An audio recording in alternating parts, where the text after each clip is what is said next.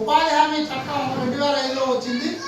ఈ చట్టంలో సెక్షన్ 17 అంటే ఒక 17 సెక్షన్లో ఉపాధి హామీ చట్టంలో సామాజిక తనిఖీ చేయాలని ఉంది.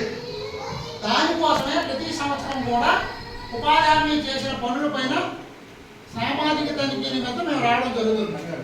దేనికోసం అంటే మిగతా పథకాలన్నింటిలో తనిఖీలు ఉండవు. ఎందుకు ఉండవంటే అక్కడ మీరు లబ్ధిదారులు ఒక పెన్షన్ కావాలనుకోండి, వయసు అయిపోయింది కాబట్టి ఆయన పెన్షన్ వస్తుంది, భర్త చచ్చిపోయారు కాబట్టి ఆయన పెన్షన్ వస్తుంది, లేదా వికలాంగులు అయితే ఒక పెన్షన్ అంటే వాళ్ళకి అర్హత ఉంది కాబట్టి వాళ్ళకి అవి వస్తున్నాయి. మిగతా పథకాలైన ఏమైనా కానీ ఉపాధి హామీ పథకం మీరు శ్రమ వచ్చి కష్టపడితే వస్తుంది, అంతనే కదా. దీనిలో కూర్చుంటే ఇస్తారా, ఇంటి దగ్గర కూర్చుంటే ఇస్తారా? మిగతా పథకాలన్నింటిలో మీరు లబ్ధిదారులు అయితే వస్తుంది, ఇక్కడ మీరు కష్టపడితే వస్తుంది. కాబట్టి కష్టపడిన వాళ్ళకి ఎక్కడా కూడా అన్యాయం జరగకూడదు, వాళ్ళు ఏమైనా కష్టాలు ఉంటే అవి ఉండకూడదనే ఉద్దేశంతో